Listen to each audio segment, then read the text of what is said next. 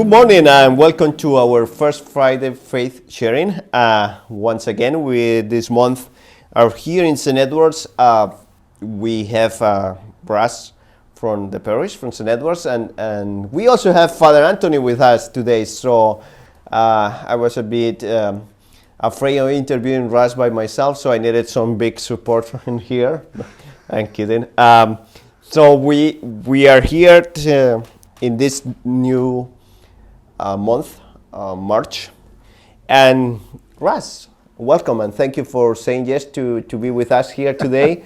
As I mentioned before, we just want to have an informal discussion, and we want you to know your brothers and sisters in the parishes, in the Catholic community in Central Racine. So Russ is from St. Edward. So Russ, tell us a bit about you. I live in the area. I live about a mile away from St. Edwards. I moved here in 2006. Otherwise, I was born and raised in Kenosha, just over the border there. And I'm married. Been married for 17 years. Oh gosh, let's edit this so I get it right. Got married in 2005 back in Kenosha. Okay. to my wife, and I've got 3 little girls. Where am I going with this? So I worked a long time in the city of Kenosha and in the Racine County as basically all in the area of law enforcement, and recently went back to school for my nursing degree. So I'm doing that full time right now. Great. So you also you come to church here. I guess I take it that when you move up here, you start coming to church here to St. Edwards, or how did it go? Yeah, originally I was born and raised in the Holy Rosary Parish in Kenosha, and so that was a church I attended. Baptized there. Baptized late in life. My parents kind of drifted a little bit in my youth between Baptist churches and whatnot, and settled in the Holy Rosary Parish, and I think it was a combination of the school was right there where we lived, a block away, and all that. My dad was raised Catholic, so it was an easy enough fit. Little lawnmower out there. So I attended that church with my wife. She was also raised in that parish as well. We both grew up in the same neighborhood, block away from each other, and so naturally that was the church that we attended and got married at. So when we moved here, instead of trying to just commute the 15-20 minutes all the time, I said, well, what's in the area? St. Ed's happened to be the closest church, and I was delighted to find that St. Ed's was a really welcoming fit for us. We came in, we were immediately welcomed by the parish. There wasn't any glances, any clickiness, any sort of any of the stuffiness that you can find with other parishes sometimes. Not necessarily Holy Rosary or anything, but if you go around, you see it in churches. And St. Ed's was different. It was extremely welcoming. The church is beautiful, so it was a nice fit. And Great. Also at the time, Father Alan Brakowski, he was the pastor here. He was our pastor that we had at Holy Rosary, and he married us. So. Oh, really? At Holy Rosary. So it was like a match. It was meant to be. Okay, great. So that's wonderful. So we of course are happy to have you here and see you coming at 9 o'clock mass with your family, your children. It is great, and I know that you have. I don't know if that would be the right word, but yeah, you kind of step up when in the terms of the pandemic when we came back. Anthony. We were always looking for ushers and people to have to work and put together the comeback, and I know Anthony just went out, and so Anthony. First of all, when I announced it in the church that I need volunteers, the first person who approaches you, that you said, "Oh, I will do it. I'll help you." What motivated you? Because you are a father of 3 kids, right? I know Emily, Ali, and Katie. So are you in a way saying that through my life, through my action, I need to be an example to your children? Is that a part of? I'd like to think that was it, but I've always been a little bit of a, I don't know, I always want to be in there. I always want to get into the business and help out. I think that's part of what drew me into law enforcement, part of kind of what draws me into into nursing, but I always want to lend a hand, and so sometimes I don't know, I always wonder if I'm meddling or anything, but sometimes I just want to help out. And as I continue doing it, there's such a sense of fulfillment. There's a real satisfying feeling in jumping up and helping out. A lot of times, you don't want to step on anybody's toes because so-and-so's been an usher for 50 years. He's been coming around with the offertory basket, and I don't want to try and step on his toes.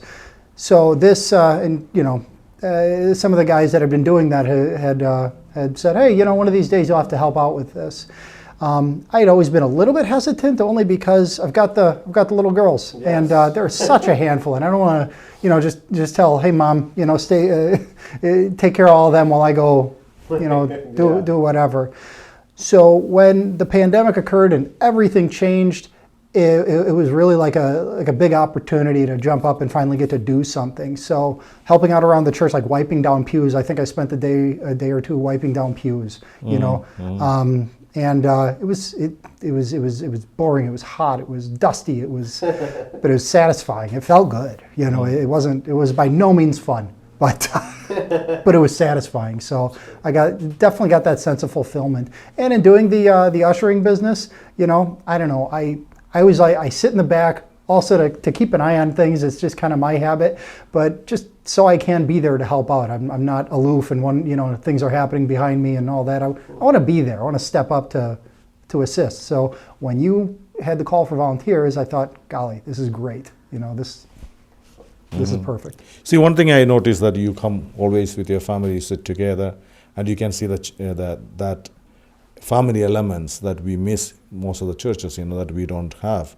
But you are trying to be that father and be an example, and your faith shows in these actions that you do, right? Taking the sanitizer, walking around. But one thing as I said, that being a minister to the church, it also grows us in faith, right? So that's also, you are giving an example to your children and to others. When we are lacking young people doing service in the church, you are an example. So what I was asking is that this faith that you always carry, how do you transmit to your children? Anthony is more a grinder than I am. Yeah. Coming in with the heavy questions. Yeah. I suppose the best I can do, because you can tell your children anything in the world. You can tell them all sorts of things, and they're going to believe you as much as they want, or as little as they want. It's one thing to tell them, it's another thing for them to learn. I think a way of passively telling them, teaching them lessons, though, is by leading by example. And if I tell them, don't say that bad word, and then they hear me cussing a blue streak at the TV or something, then obviously what dad says makes no difference whatsoever. If I tell them, you should be charitable and whatnot, and give what you can and all that, that means, that might mean very little to them. But when they know that, when we go to the grocery store and we grab the bag of soup cans, they know where those soup cans are going. They're going straight to the church. They know why. They know there's hungry people out there. So if I haven't strayed too far from the original question, I think that it is the sense of I'm trying to just be the example. And even if they're not listening now, in their memory, they'll look back and they'll say, oh, Dad used to jump up and do this. Dad used to do that. Exactly. Dad would always do this. So hopefully it's leaving a lasting impression, because what are we if not, the memories that we leave behind? Yeah, that's great, and that's precisely just came to my mind a phrase from St. Francis of Assisi. You preach the gospel at all times, and if necessary, use words. And that's what you basically doing. I like that a lot. I think I've heard it before, and I like with your children. That's what you do. You just jump in, and again, don't feel bad if at some point they run up and down with you in the aisles helping also, because that's great. And having children around, it gives joy to the church. So and I'd like to touch on that if I could, because that's something that I know you've said a lot of times. You've let them play with the chimes at the altar. They enjoy that part of church when they're not just being told to hush and sit down and shh, and, do your coloring book or something. if you spend the whole time disciplining your children and keeping them silent, then church becomes this place where we have to go and suffer through it for an hour. And then they don't want to go, and they never want to go. So making it enjoyable. Before the pandemic, you'd have them come up and recite the Lord's Prayer. That was wonderful. That was magical. It was a thing I hope we get back to someday, and it was great. It was great. Yeah. Oh, great. Awesome. So thank you very much again for jumping into to help us with the ushering and being around and being that example for the children and also for all the people over there. And again, maybe many people have the fear that Russ has about like, oh, we maybe step on the toes of other people, but I think there's always, you don't have to wait. There's always a time to just jump in and we'll figure it out as we go. And you see, the pandemic has been a great opportunity in that regard because it has changed everything. So we have to, all of us, kind of do the best that we can. So I'm pleading out here also with Anthony about if some people want to volunteer and help out, like this is you will be seen from the 3 different parishes. So just get in contact with us at St. Richard's, St. Patrick's, and St. Edward's, and we will use your hands, and we'll also, it's good to see a joyful face helping out too. So that's great. So Russ, what else? Regarding the parish, like you mentioned it, that this is a welcoming community. What would you say that it will be the thing that you will recommend to other people if they were to ask about the parish? Like what will be the driving force of something that you would say?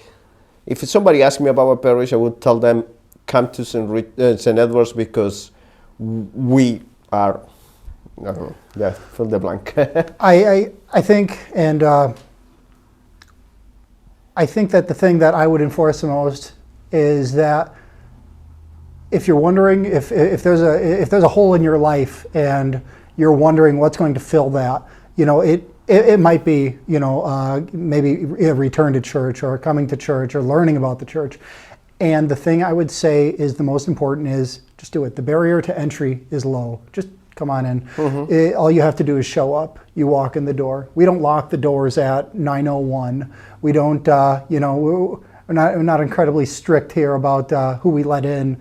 If you're even just a little bit curious about if there's more to life than going to work and our little relationships with one another, come to church. See what it's all about. Listen to a homily. Listen to the gospel.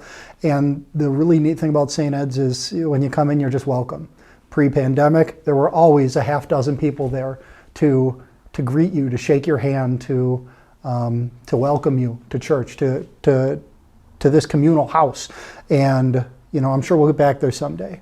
But that's the real nice thing about St. Ed's. It's easy to come in and find out.